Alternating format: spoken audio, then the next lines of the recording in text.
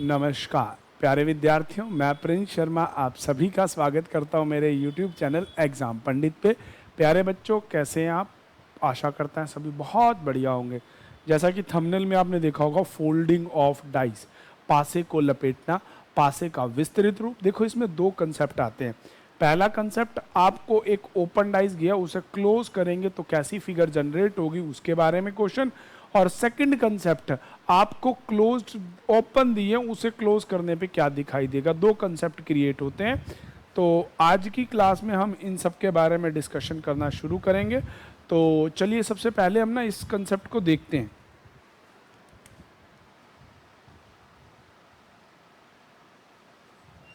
Folding of dice,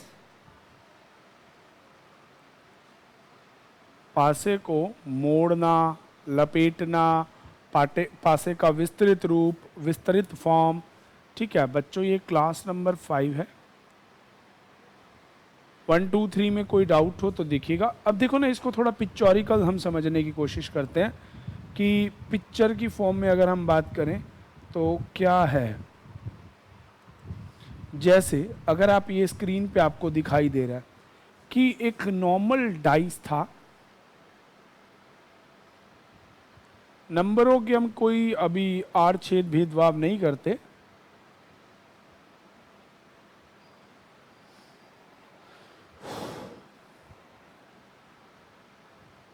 ये form था। इसे खोलने पे जो आपको स्क्रीन पे दिखता है ये बन गया। ये खुला कैसे होगा? एक के नीचे 5 होगा, 5 डॉट होंगे, 2 के पीछे 4 डॉट है,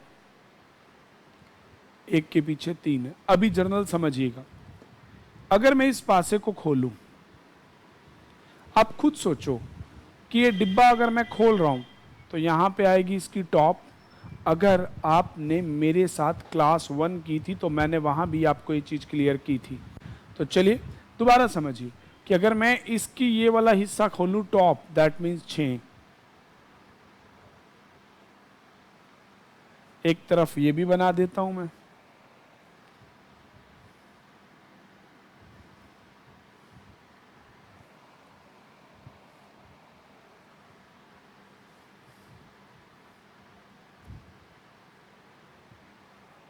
ठीक है, ये हो गया टॉप।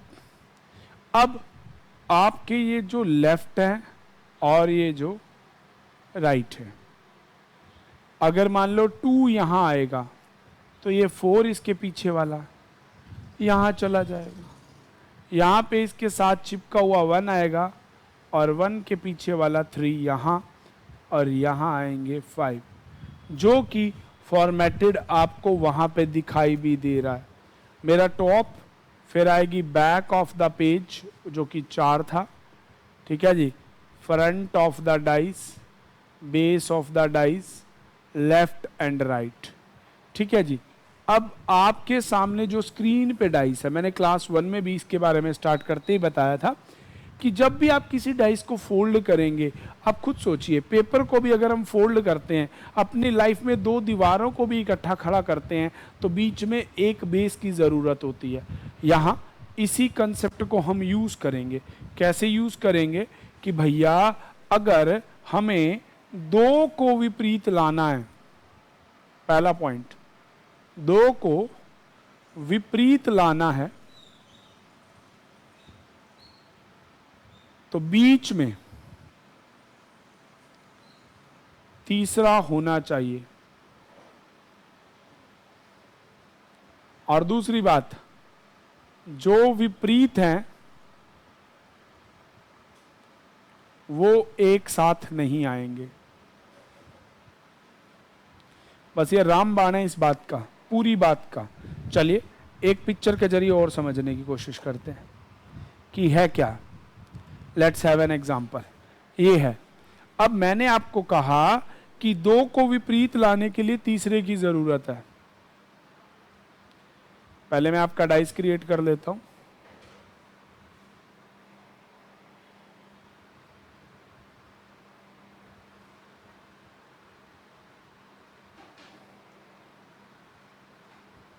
ये है।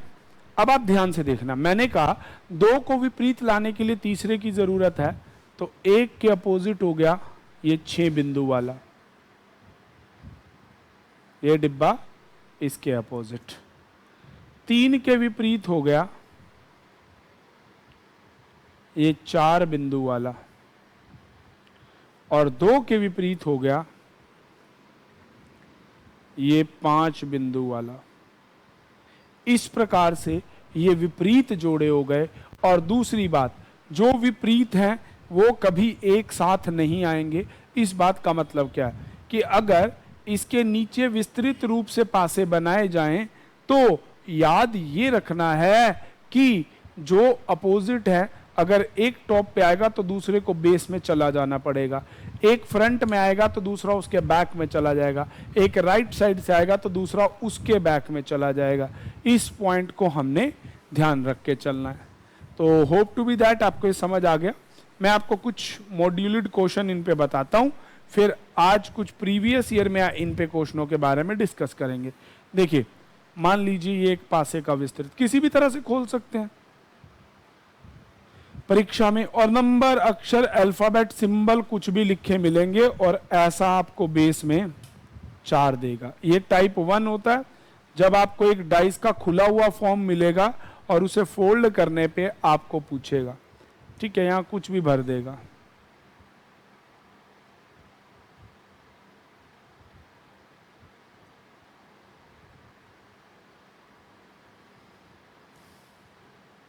और आपसे ये पूछेगा इस पासे को लपेटने पे इनमें से कौन सा एक उत्तर हो सकता है। कभी एक से ज्यादा बहुत सारे आंसर भी हो सकते हैं। तो देखिए करना कैसे होता है बच्चों। सबसे पहले मैंने कहा एक छोड़ के एक विपरीत होता है, तो यहां पे अगर ध्यान दें हम लोग तो 2 के विपरीत कौन सा हो जाएगा, 4। 3 के विपरीत कौन आ जाएगा, 5। 1 के विपरीत कौन हो जाएगा, 6। ये मिल गए मुझे अपोजिट पेयर। अब आप इन विकल्पों में ये देखते हैं कि इनमें से किस विकल्प में, कौन सी जगह पे, कौन से क्वेश्चन में, कौन से पार्ट में ऐसा है कि वो अपोजिट ऐसे ही हैं। जैसे अब देखो 2 है, 2 के संग 4 आ गया, भैया मेरे डाइस के अकॉर्डिंग तो 2 अगर ऊपर आएगा तो 4 नीचे दबेगा। ये हार्ड एंड फास्ट फिक्स है। हार्ड एंड फास्ट ये फिक्स क्यों है, ऐसा किस लिए, इस बात को समझिएगा। देखिएगा मेरी बात, इस चीज को ना और अच्छे से समझना। Let's have an example. अगर मुझे इसे फोल्ड करना है, ये 2 पक्ष आमने सामने लाने हैं, तो बीच में देखो ये एक धरातल की जरूरत पड़ रही है। जो इसको और इसको, ये जो देखो दोनों हिल रहे हैं, इनको अपोजिट खड़ा करने के लिए एक ये धरातल है जो लग रहा है। बस यही चीज को आपने दिमाग में रखना है कि 2 को अपोजिट लाने के लिए बीच में एक छोड़ना है। अब जो अपोजिट है वो एक साथ नहीं। अब देखो इस चीज को ना अपनी रियल लाइफ से जोड़िए। कभी 2 लोगों को लड़वाना हो, बीच में एक तीसरा खड़ा कर दो जो इधर की उधर करे, उधर की इधर करे, दोनों लड़ मरेंगे। और जो लड़ेंगे वो कभी एक साथ होंगे नहीं। क्यों, राइवल नेवर कम टुगेदर। तो अब आप चीज देखिए, ये 2 और 4 ये एक साथ आ गए, ठीक है जी। तो ये पासा इसका प्रसारित रूप से बना हुआ रूप नहीं है। अच्छा, यहाँ 3 है, 5 एक साथ आ गया, तो ये भी लपेटने पे इसका एक रूप नहीं हो सकता। अब इस केस पे आएंगे, आपको 1 दिख रहा है, 3 और 5 फिर इकट्ठे आ गए जो कि अपोजिट है। यहाँ 1 दिख रहा है तो कहीं 6 नहीं है, 3 दिख रहा है तो कहीं 5 नहीं है, 4 दिख रहा है तो कहीं पे 2 नहीं है। तो ये इस पासे को लपेटे जाने पे दिखाई देने वाला एक रूप हो सकता है। इस प्रकार से आपको अलग अलग फॉर्म में अलग अलग प्रश्नों को पूछता है। तो चलिए, उम्मीद है कि आपको समझ आया। नहीं आया तो अभी हम प्रीवियस ईयर के क्वेश्चंस को स्टार्ट करेंगे, जिसमें मैंने कोशिश की है कि डिफरेंट शेप्स को उठाएं और उसके रिगार्डेड हम आपसे डिस्कस करें। तो चलिए, बिना देरी के हम लोग प्रश्नों को शुरू करते हैं। कुछ परीक्षाओं में पूछे गए प्रश्नों से देखो, A cube is made of folding figure in the sheet is that। अरे भाई, ये कैसा भी दे दे, कितना भी अड़ा तुड़ा मुड़ा जुड़ा किसी भी प्रकार से आपको दे दे, आपको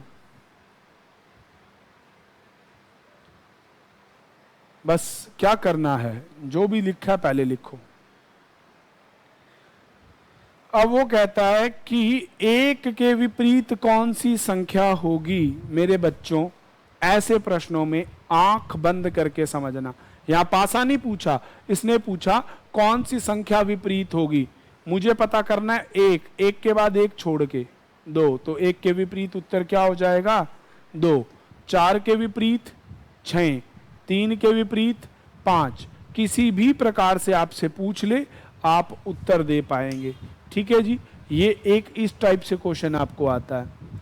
आगे चलते हैं।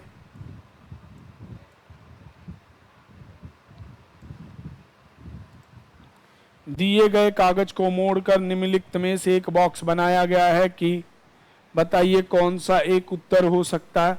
यहां आ गया विपरीत वाला निकालने वाला, तो चलिएगा।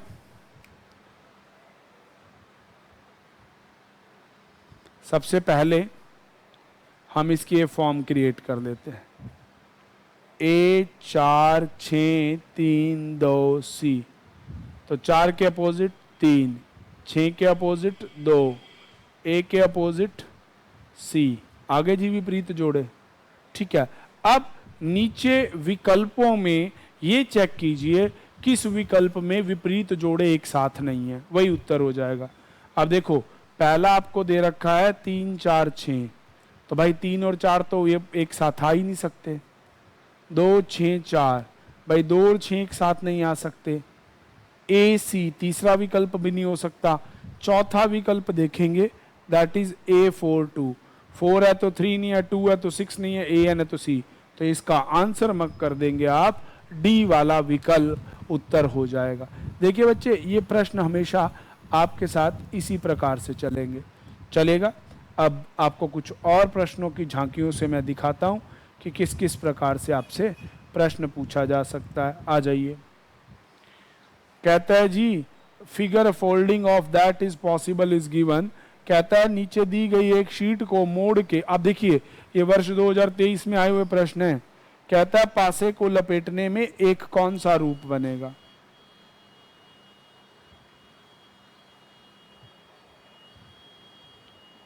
A E Z U I and O। ठीक है जी, अब लपेटो भाई। A का उल्टा I, Z का उल्टा U, E का उल्टा O। आगे जी, अब आपको करना क्या, जैसे देखो A विकल्प में A और I एक साथ आ गए तो A विकल्प उत्तर नहीं हो सकता। सेकंड वाले ऑप्शन में O Z E दिखाई दे रहा है, तो O और E एक साथ नहीं आ सकता, तो ये भी उत्तर नहीं हो सकता। A है तो I नहीं, Z है तो आपका U नहीं, E है तो O नहीं, तो आंसर इसका 3 हो सकता है। अगले वाले में देखो U है, साथ में Z आ गया। ठीक है जी, U और Z पड़ोसी हैं, तो केवल 3, only third is your answer. देखिएगा इसके विकल्पों में क्या दे रखा है, चलिए देखते हैं। हाँ जी, विकल्प नंबर आपको ये दे रखा है ओनली 3D। चलिए अब अगले वाले क्वेश्चन में क्या है भैया, एक पासे को मोड़ के दिया गया है, इसे लपेटने पे, भाई सेम प्रश्न है, बस पासे को बनाने का तरीका थोड़ा अलग कर दिया। कोई बात नहीं, हमें घबराना नहीं, CHSL के पेपर में आया प्रश्न है, हम भी उसी के अकॉर्डिंग चलेंगे। PQRMNO, तो M के उल्टा O, P के उल्टा R, N के उल्टे Q। हो गए जी अपोजिट पेयर। अब आपको दे रखा है NQM, MOR, NQP, PNO। अब देखो M और Q एक साथ आ गए क्योंकि ये अपोजिट है, एक साथ नहीं आने चाहिए। ठीक है जी, N और O एक साथ आ गए। ठीक है जी, अब यहाँ पे N और Q फिर एक साथ, तो आंसर D हो जाएगा। बस इतना सा दिमाग में रख लो, कैसी भी आकृति हो तो विपरीत लाने के लिए मध्यम में एक चाहिए, और जो विपरीत आ गए वो एक साथ नहीं दिखने चाहिए। तो इसका भी आंसर आप विकल्प D लगा देंगे और अपने प्रश्न का उत्तर दे देंगे। चलिए बिना देरी के अगले प्रश्नों की ओर चलते हैं। हा, बहुत बढ़िया। क्या देता है भाई, देखते हैं।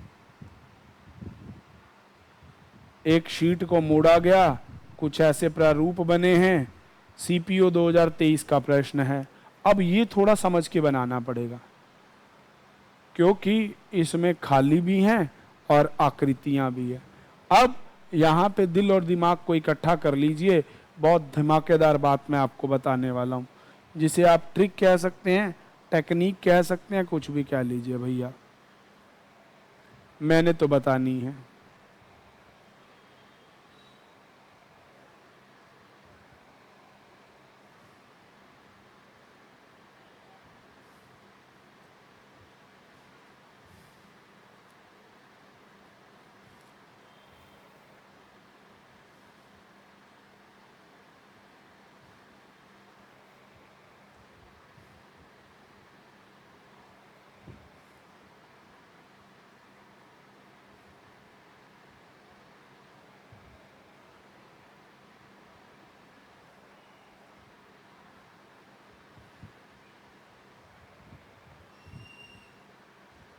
सबसे पहले आप समझना, स्टार प्लस वाला सर्कल और प्लेन वाला सर्कल अपोजिट, डॉट वाले के अपोजिट ब्लैंक और ब्लैंक के अपोजिट ब्लैंक।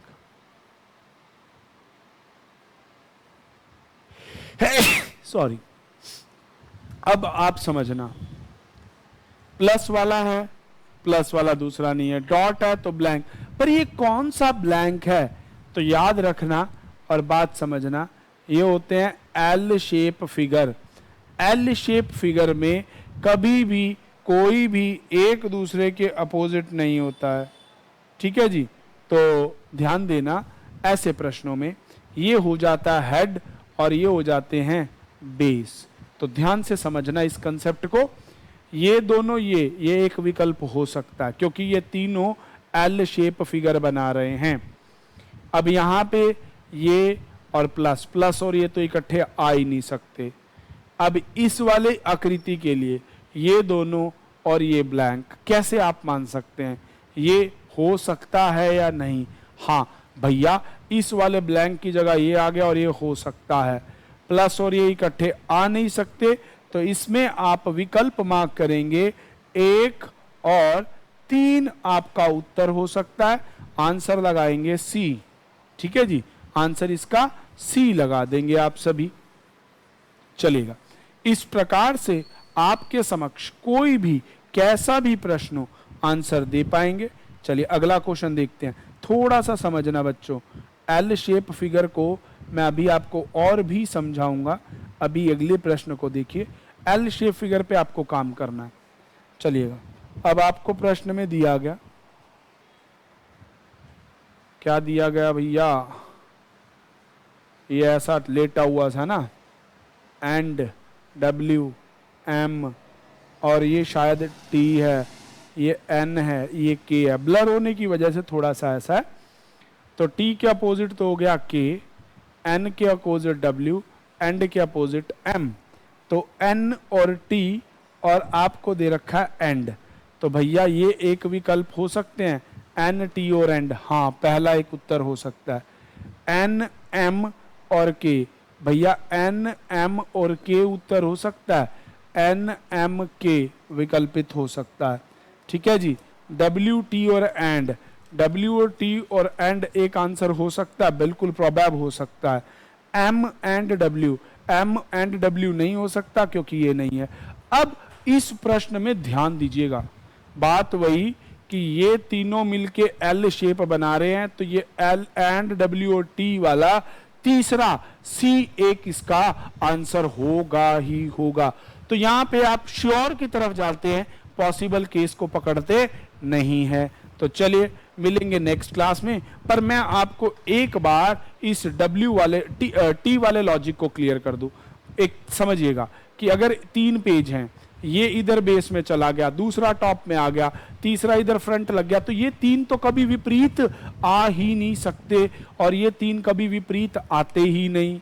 तो समझिएगा इस बात को, ये बन जाता है टॉप, ये बन जाता है लेफ्ट और ये बन जाता है राइट। तो ये कुछ इस तरह से राइट और लेफ्ट लग जाते हैं।